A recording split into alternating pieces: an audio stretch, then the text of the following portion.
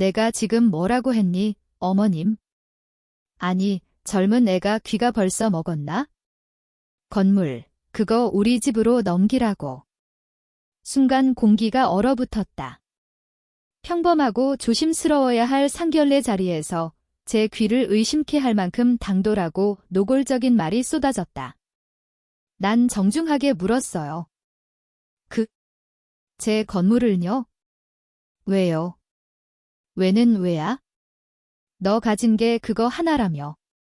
젊어서 고생해서 얻은 게 그거라더니 그럼 그걸로라도 우리 집의 성의는 보여야지. 아니, 설마 빈손으로 의사 사위 얻으려고 했던 거니? 그 자리에 앉아있는 동안 제 온몸이 얼어붙는 기분이었습니다. 어머님이라는 사람이 제게 말도 안 되는 요구를 하며 마치 맡겨놓은 물건처럼 제 전 재산을 달라고 하고 있었습니다. 저희 부모님은 당황한 표정으로 제 옆에 앉아 있었고 제 남자친구 민족은 그저 침묵하고 있었습니다. 단 한마디도 저를 보호하려는 말은 하지 않았습니다. 그날 저는 평생 잊지 못할 상처를 입었습니다. 아니, 어쩌면 제 인생을 바꾸게 된 계기였다고 해야겠죠. 저는 인치원에서 건물을 하나 가지고 있는 35살 자영업자입니다. 그 건물은 단순한 부동산이 아니에요. 저의 꿈이었고 노력의 결과였고 존재 이유나 다름없는 결실이었죠.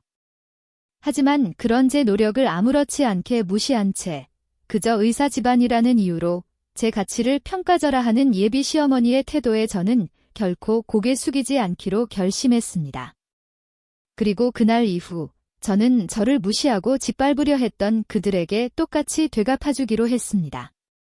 이 이야기는 제가 어떻게 그 모욕을 단번에 되갚았는지 그리고 결국 어떤 선택을 하게 되었는지에 대한 이야기입니다. 사랑보다 중요한 건 제 자존심이었습니다. 사실 어릴 땐 건물이라는 단어 자체가 제겐 너무나 멀고 막연한 꿈이었습니다. 제가 자란 곳은 전라남도 목포, 항구 근처의 낡은 연립주택. 새는 지붕, 곰팡이 핀 벽, 겨울이면 얼어붙는 화장실. 집이라고 부르기도 민망한 곳이었죠. 아버지는 해산물 노점 장사를 하셨고 어머니는 찌개 반찬 도시락을 팔며 하루 벌어 하루 사는 삶을 이어가셨습니다. 한 달 월세 25만 원도 제때 못 낼 땐 집주인에게 욕설을 듣거나 보증금도 못 돌려받고 쫓겨나는 일이 비일비재했습니다. 초등학교 때였어요. 새 학기 날 반 친구들을 집으로 초대하겠다는 친구의 말에 제가 괜히 주눅 들어 있었는데 그날 수업 끝나고 우리 집 앞에 낯선 어른들이 와 있었어요. 여기 이사 나가셔야겠어요. 주인 어르신이 계약 해지하셨답니다. 그때 저는 처음 알았어요. 돈이 없으면 집도 사람도 쉽게 내쳐질 수 있다는 거요. 그 이후로 제 꿈은 딱 하나였습니다. 내 집을 가져야겠다. 남 눈치 안 보고 살 수 있는 곳, 누가 뭐래도 절대 흔들리지 않는 내 공간. 그 마음으로 고등학교를 겨우 졸업하고 저는 곧장 사회로 나왔습니다. 대학은 애초에 선택지가 아니었어요. 엄마 아빠는 등록금 걱정에 밤잠을 설치셨고 저는 그런 모습을 보며 입을 꾹 다물고 말았죠. 괜찮아. 난 일찍 돈 벌면 돼. 나는 일 잘할 수 있어? 첫 일은 인천 송도의 한밥집 설거지였습니다. 하루 종일 고무장갑을 끼고 뜨거운 물에 손을 담근 채 끝도 없이 쌓이는 그릇들과 싸웠어요. 고된 일이었지만 저는 절대 불평하지 않았습니다. 하루에 10시간씩 일하면 7만 원, 일주일에 6일, 한 달이면 150만 원 후 그렇게 악착같이 모으기 시작했어요. 그 다음엔 공사장 근처의 한밥집으로 옮겼습니다. 그곳은 손님이 많았고 돈도 더 벌 수 있었어요. 밥 서빙부터 장사 기술까지 직접 눈으로 익히며 이 바닥의 흐름을 배웠습니다. 그러던 어느 날 한밥집 사장님이 말씀하셨어요. 얘야, 내가 진짜 하고 싶으면 한 자리 잡아볼래? 내가 거래처도 좀 소개해줄게. 그 말에 저는 전 재산을 탈탈 털어 10평짜리 작은 식당을 열었고 매일 새벽 5시부터 재료를 손질하며 일했습니다. 남들 연애하고 놀 때 저는 한 그릇이라도 더 팔려고 메뉴를 개발하고 설거지를 도맡았죠. 몇 년 뒤 첫 식당이 자리를 잡으면서 수익이 늘었고 드디어 작은 상가 건물 하나를 계약하게 되었습니다. 대출이 많았지만 별표 이자도 능력이다 별표라는 말처럼 저는 용기 있게 도전했습니다. 그렇게 29에 저는 처음으로 제 이름이 적힌 건물 등기부를 손에 넣었습니다. 누군가는 묻습니다. 왜 그렇게까지 악착같이 살았냐고. 하지만 저에겐 이유가 분명했어요. 가난한 부모님을 다시는 눈물 짓게 하고 싶지 않았고, 내 삶을 내 손으로 책임지고 싶었고, 누구에게도 불 취급받지 않기 위해서였습니다. 그리고 그 건물은 그 모든 노력의 집약체였습니다. 단순한 부동산이 아니라 저 자신 그 자체였어요. 그래서 그 건물을 포기하라는 말은 곧 저를 부정하라는 말과도 같았습니다. 저는 30을 넘기고도 연애 한 번 제대로 못 해본 사람이었습니다. 한밭집 운영이 너무 바빴고 새벽부터 밤까지 일하느라 남자 만날 시간도 마음도 여유도 없었거든요. 하지만 그렇게 버티던 어느 날 친구의 권유로 소규모 사업가 네트워킹 모임에 나가게 되었습니다. 그 자리에 박민족이 있었습니다. 그는 말이 조곤조곤하고 분위기 자체가 묵직했습니다. 흰 셔츠에 청바지, 수수한 차림이었지만 자신감이 느껴졌죠. 소개받은 직업은 의대 내과 전공이야. 아직 정식 의사는 아니었지만 마지막 국가시험만 남았다고 했습니다. 처음엔 그저 가볍게 인사만 나누는 사이였는데 이상하게도 그 사람과 있으면 마음이 편했습니다. 일 이야기를 해도 부담스럽지 않았고 제가 하는 장사 이야기도 무시하지 않았습니다. 몇 번의 만남 끝에 민족이 먼저 말했어요. 나 누군가랑 이렇게 마음 편하게 이야기해 본 건 처음이야. 혹시 우리 진지하게 만나볼래? 그 말에 저도 모르게 웃음이 났습니다. 설레는 감정은 오랜만이었고 이 사람이면 나를 있는 그대로 존중해주겠구나 하는 생각이 들었거든요. 그렇게 저희는 연애를 시작했고 평범하지만 안정적인 관계를 쌓아갔습니다. 생일엔 직접 손편지를 써주고 제가 아프면 병원까지 데려다주는 다정함도 있었죠. 단 하나 아쉬운 점이 있었다면 민족의 어머니에 대한 언급이 없다는 것이었습니다. 혹시 어머님은 뭐 하셔? 하고 물으면 엄마는 좀 예민해서 나중에 꼭 소개해 줄게. 아직은 조금 이르니까. 늘 그렇게 얼버무렸습니다. 그땐 몰랐습니다. 그 대미남기, 나중에 내 가치를 무너뜨릴 칼날이 될 줄은요. 1년 가까이 연애한 후 저희는 자연스럽게 결혼을 이야기하게 되었습니다. 민족은 아직 병원 개업까지는 시간이 걸리겠지만 함께 준비해 나가고 싶다고 했습니다. 저도 그 말을 믿고 부모님께 조심스레 말씀드렸어요. 엄마, 아빠, 저 결혼 생각 있어요? 남자친구랑 진지하게 만나고 있어요. 그래.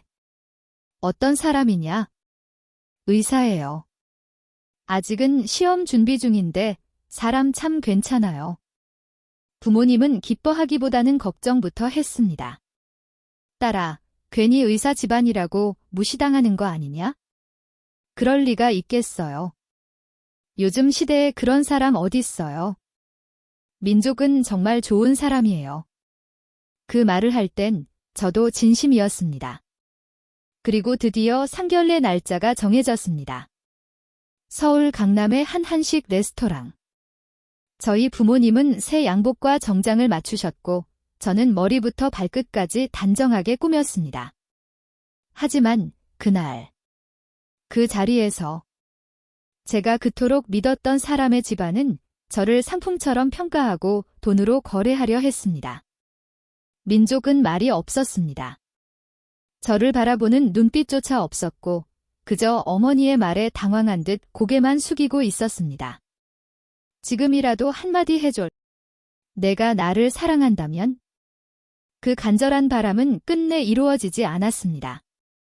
그날 이후 저의 사랑은 균열이 생기기 시작했습니다. 그리고 그 균열은 생각보다 훨씬 빨리 완전한 결심으로 이어지게 되죠. 상견례 이후 저는 며칠 동안 밤잠을 설쳤습니다. 그날의 말, 그 표정, 그 침묵이 머릿속을 맴돌았거든요. 너 그 건물 하나 있다고 사람 된 줄 아는 거니? 우리 아들이 의사인데 넌 고졸 장사꾼이잖니. 의사 집안에 시집 오려면 건물 하나쯤은 기본이지. 그 말 한마디 한마디가 마치 뺨을 때리는 것처럼 날카로웠습니다. 그리고 가장 속상했던 건 그 자리에서 끝까지 저를 지켜주지 않았던 민족의 침묵이었습니다. 저는 고민 끝에 한 가지 결심을 하게 됐습니다. 그래. 원하시는 대로 해드릴게요. 건물 넘겨드릴게요. 단, 제가 정한 방식으로. 며칠 후, 민족에게 연락을 했습니다. 민족 씨, 어머님 좀 뵙고 싶어요. 진짜. 드디어 마음 풀렸구나. 잘 생각했어. 사실 엄마가 너 다시 만나보고 싶어 하셨어. 그의 목소리는 들뜬 듯했고 마치 자신이 다시 상황을 되돌렸다는 승리감마저 묻어 있었습니다. 이번엔 우리 엄마한테 잘 보여? 웃으면서 예쁘게 말하고. 지난번처럼 뻣뻣하게 굴면 안 돼. 저는 그냥 미소 지으며 대답했죠. 응, 알겠어. 어머니 말씀 잘 들을게. 만남은 서울 잠실의 한 카페에서 이루어졌습니다. 어머니는 고급 가방을 팔에 걸고 입술을 바르며 여전히 고압적인 눈빛으로 말했습니다. 그래. 너도 정신 좀 차렸나 보네. 이젠 고분고분하게 건물 넘기겠다는 거지? 네, 어머님. 건물 넘기러 왔어요. 제가 조용히 꺼낸 봉투엔 등기부등본과 대출내역서, 세금 계산서가 들어 있었습니다.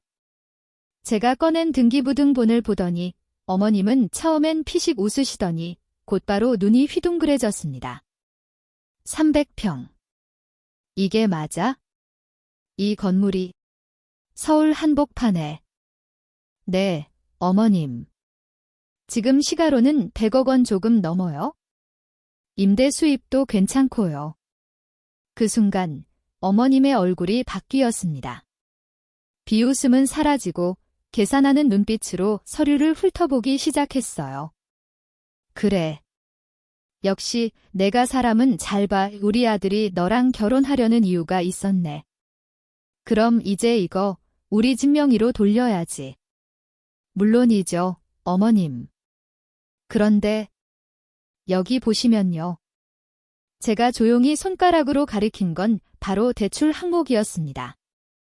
지금 이 건물엔 80억 대출이 걸려 있어요. 그리고 이자가 연 5%입니다. 뭐라고? 매달 약 3천만 원 정도 이자가 나가고 있어요. 제가 어머니 명의로 넘기면 앞으로는 그 이자도 어머님이 감당하셔야 돼요. 어머님은 갑자기 말이 막히셨습니다. 너 지금 나 가지고 노는 거니? 이게 무슨 장난이야? 장난 아니에요. 진짜로 건물 드리려는 거예요? 다만 조건이 있을 뿐이죠. 어머님이 원하셨잖아요. 며느리는 시댁에 성의를 보여야 한다고. 전 최선을 다해 보여드리는 거예요. 단지 대출 포함해서요. 아니, 3천만 원 이자라니. 그런 돈이 어딨어. 너 처음부터 이렇게 하려고 했던 거지?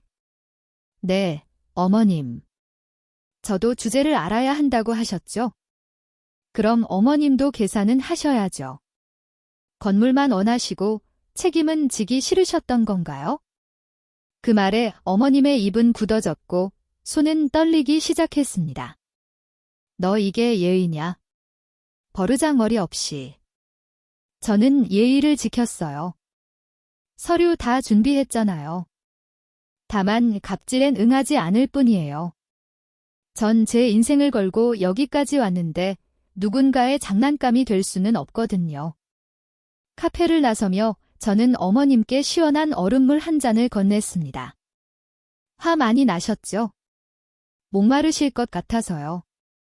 그날 어머님은 한참을 말없이 앉아 있었고 저는 등을 돌려 조용히 자리를 떴습니다.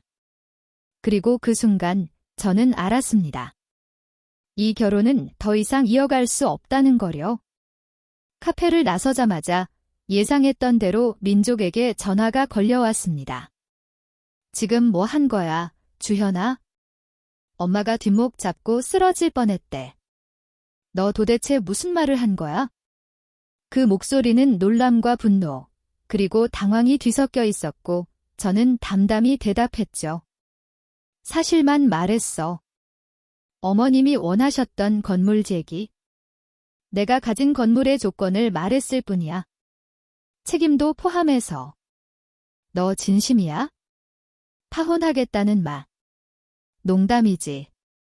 우리가 얼마나 사랑했는데 이렇게 끝낼 수는 없잖아. 그 순간 저는 웃음이 났습니다. 사랑이라는 단어가 그렇게 쉽게 꺼낼 수 있는 말이었나 싶어서요. 민족 씨, 당신은 정말 나를 사랑했던 걸까? 아니면 내가 가진 걸 사랑했던 걸까? 그게 무슨 소리야? 난 정말 너랑 결혼하고 싶었어. 내가 얼마나 엄마 설득하려고 애썼는데. 그래, 엄마만 설득했지? 상견례 때 나한테는 한마디도 안 했잖아. 내가 모욕당할 때 당신은 침묵했어. 그 순간 나는 알아챘어. 이 결혼은 내가 혼자 감당해야 하는 싸움이라는 걸. 그날 이후 민족은 수차례 전화와 메시지를 보냈습니다. 지금이라도 사과하면 다 잊을게. 우리 다시 처음처럼 돌아가자. 건물 얘긴 없던 걸로 할게. 사랑만 있으면 되잖아. 하지만 이상하게도 제 마음은 단 한 번도 흔들리지 않았습니다. 이미 끝났거든요. 그의 침묵, 그의 무책임, 그리고 그의 이기심은 제가 함께할 수 없는 인생이라는 걸 스스로 증명한 셈이었습니다. 며칠 후 민족이 직접 집 앞으로 찾아왔습니다. 정장을 입고 손에 꽃다발을 들고 서 있던 그는 말했습니다. 진심이야. 나랑 결혼 안 하겠다는 거? 그럼 앞으로 나 같은 사람 또 만나기 힘들 거야? 그 말에 저는 조용히 대답했죠. 그래. 나 같은 여자도 다시는 못 만날 거야. 당신은 그냥 엄마 말에 따르는 착한 아들이었을지 모르지만 나는 나를 지키는 여자가 될 거야. 그가 당황해 뒷말을 잇지 못했을 때 저는 마지막으로 말했습니다. 우리 끝내자, 민족 씨. 사랑이라는 이름으로 내가 희생되어야 하는 관계는 이젠 원하지 않아. 그날 이후 저는 그의 연락을 모두 차단했습니다. 어머니도, 그도. 그 누구의 말도 듣지 않았고 그 어떤 미련도 남기지 않았습니다. 시간이 지나며 저는 다시 일에 집중했습니다. 건물은 여전히 제 이름으로 굳건히 서 있었고 임대 수익은 안정적으로 들어왔으며 새로운 투자 기회도 하나둘씩 생겨났습니다. 그러던 어느 날 저는 큰 결정을 내렸습니다. 이 건물 팔자. 그리고 이윤의 일부는 사회에 돌려주자. 그동안 이 건물은 제 자존심의 상징이자 과거의 상처를 치유해준 도구였습니다. 하지만 이제는 그것을 넘어서 누군가에게 기회가 되는 가치를 만들고 싶었습니다. 결국 건물은 좋은 조건으로 매각되었고 남은 수익 중 20%를 아동복지단체와 저소득 가정 장학금으로 기부했습니다. 이 결정은 결코 쉽지 않았지만 저는 확신했습니다. 내가 가난했던 시절 누군가 나를 도와줬다면 내 인생은 더 빨리 바뀌었을지도 몰라. 이제 내가 그 누군가가 되자. 그리고 지금의 저는 더 이상 사랑에 휘둘리지 않고 누구의 승인도 필요 없는 삶을 살아가고 있습니다. 결혼. 글쎄요. 언젠가는 할지도 모르죠. 하지만 단 한 가지. 나를 존중하지 않는 사람과는 절대로 하지 않을 겁니다. 나는 지금 결혼하지 않았습니다. 누군가는 이렇게 말하겠죠? 35 넘은 여자가 결혼도 안 하고 뭐가 그렇게 떳떳하냐고. 하지만 저는 그 어떤 날보다도 당당한 오늘을 살고 있습니다.